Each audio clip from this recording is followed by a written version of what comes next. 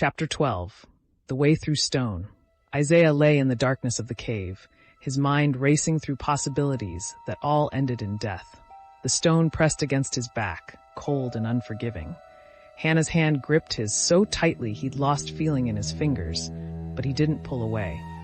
Beside them, Abigail's ragged breathing filled the small space, each inhale a reminder of her injured ribs and the daughter she might never see again. Samuel shifted near the cave entrance, his silhouette barely visible against the faint light from the slave catcher's torches outside. "They're settling in," he whispered. "Building a fire. They mean to wait." "How many?" Isaiah asked, though he already knew the answer wouldn't matter. One man with a gun was enough. 4, that I can see. Maybe more in the trees. Elijah stirred from where she'd collapsed against the cave wall, her clothes still dripping from her fall in the creek. "We can't just sit here," she said, her voice thin with exhaustion and fear. "When the sun comes up." "I know," Isaiah cut her off gently. They all knew. Dawn would reveal their position completely, and then it would be over. The slave catchers could simply wait them out, or smoke them out, or shoot into the cave until no one moved anymore. He closed his eyes and tried to think past the terror. 2 years of planning, 2 years of careful preparation, and it had all come down to this, trapped in a hole in the ground with no supplies, no weapons, and no way out. Except, Isaiah sat up slowly, careful not to hit his head on the low ceiling.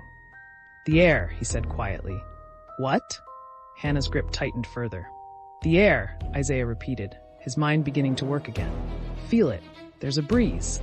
They all went still, and in the silence Isaiah could feel it. A faint current of air moving through the cave, coming from somewhere deeper in the darkness behind them. "A breeze means another opening," Samuel said, understanding dawning in his voice. "Maybe," Isaiah cautioned. "Or maybe just a crack too small to fit through. But it's the only chance we have." Abigail made a sound that might have been a laugh or a sob. "Can't be worse than waiting here to die." Isaiah squeezed Hannah's hand once, then let go. "I'll go first. Feel my way back. If there's a way through, I'll come back for you. If I'm not back in," he paused, trying to judge time in the absolute darkness. "If I'm not back before you can count to 500, it means there's no way through. Or it means you're lost in the dark," Elijah said. "Then you'll know not to follow." Hannah caught his arm. "Isaiah, I have to." He found her face in the darkness, touched her cheek. "Moses has Ruth. He has Mercy and Clara. If we die here, they still have a chance. But if there's a way through, we take it. All of us." He felt her nod, though he couldn't see it. Then she pressed something into his hand, a small piece of broken pottery she must have found on the cave floor. "Mark your path," she whispered, "so you can find your way back." Isaiah kissed her forehead quickly, then turned toward the deeper darkness at the back of the cave. The ceiling dropped lower as he crawled forward, the stone scraping his back even as his hands pressed into cold mud below. The breeze grew stronger, carrying the smell of water and earth and something else, something that might have been open air. He used the pottery shard to scratch marks on the cave wall every few feet, feeling his way forward in absolute blackness. The passage narrowed until he had to squeeze through on his belly, the stone pressing against his chest and back simultaneously. For a moment, panic seized him, the image of being stuck here, trapped in stone while the others waited and counted and finally gave up. But then the passage opened slightly, and he could breathe again. The sound of water grew louder. Not the creek outside, but something else. A trickle, a drip, an underground stream perhaps. Isaiah followed the sound, his hands feeling across wet stone. The breeze was stronger now, definitely coming from somewhere ahead. His hand plunged into empty space, and he nearly pitched forward into darkness. He caught himself, heart hammering, and felt around the edge of what seemed to be a drop-off. Water sounds echoed from below, but how far below he couldn't tell. He picked up a small stone and dropped it, counting the seconds until he heard the splash. 3 seconds. Maybe 15 feet.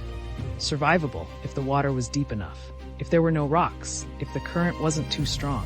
Too many ifs.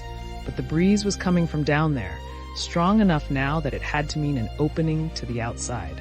Isaiah sat back on his heels in the darkness, weighing their options. Stay in the cave and face certain capture at dawn, or jump blind into an underground stream and hope it led to freedom. He started back toward the others, following his scratched marks by feel. The passage seemed longer going back, or maybe time had simply stretched in the darkness. When he finally emerged into the slightly larger space where they waited, Samuel grabbed his arm. "Well, there's a way," Isaiah said, his voice hoarse. "Maybe there's a drop into an underground stream. I can't see how deep the water is or where it goes, but the breeze is strong. It has to lead outside somewhere." "How far is the drop?" Abigail asked. 3 seconds, 15 feet, maybe more. Silence filled the cave. Outside, one of the slave catchers laughed at something, the sound carrying clearly in the night air. "I'll go first," Samuel said. "Test the water. If I make it through, I'll signal somehow. If I don't," he didn't finish the sentence. "No," Isaiah said. "I found it. I go first." "You're the only one who knows the whole route north," Samuel countered. "The contacts, the safe houses. If you die in that water, the rest of us are lost anyway. Let me go." Isaiah wanted to argue, but Samuel was right. If Isaiah died, the others might escape the cave, only to be recaptured within days. But if Samuel died, "I'm the strongest swimmer," Samuel continued. "Elijah and I used to swim the river back when." His voice caught. "Before. Let me do this." Isaiah gripped Samuel's shoulder in the darkness. "Count to 100 after you hit the water. If you find a way out, make some kind of noise we can hear. 3 sharp sounds, like knocking on wood. If we don't hear anything by 200, we'll know to try something else." "Or to follow anyway," Hannah said quietly, "because there's nothing else." Samuel crawled into the narrow passage, Isaiah guiding him with whispered directions. The others waited in tense silence, listening to the sounds from outside. The slave catchers talking in low voices, the crackle of their fire, the occasional bark of a dog. Abigail began counting under her breath. 1, 2, 3. Isaiah pictured Samuel feeling his way through the passage, finding the drop-off, standing at the edge in absolute darkness. Would he hesitate? Would he think of Thomas, of the last time someone had tried to run? Or would he just jump, trusting that death by drowning was better than what waited at dawn? Abigail reached 50 in her count, then 60, 70. At 98, they heard it, a distant splash, muffled by stone and water but unmistakable.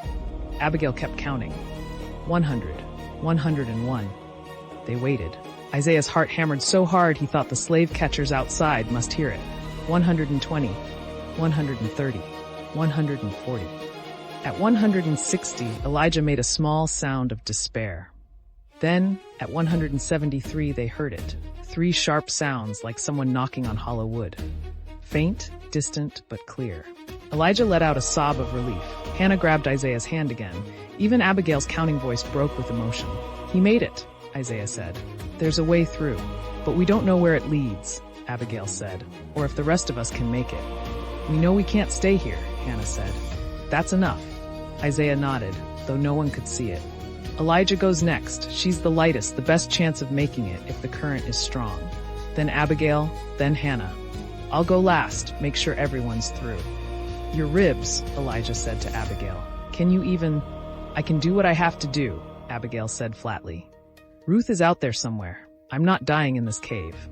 They moved into position, Isaiah leading Elijah into the narrow passage.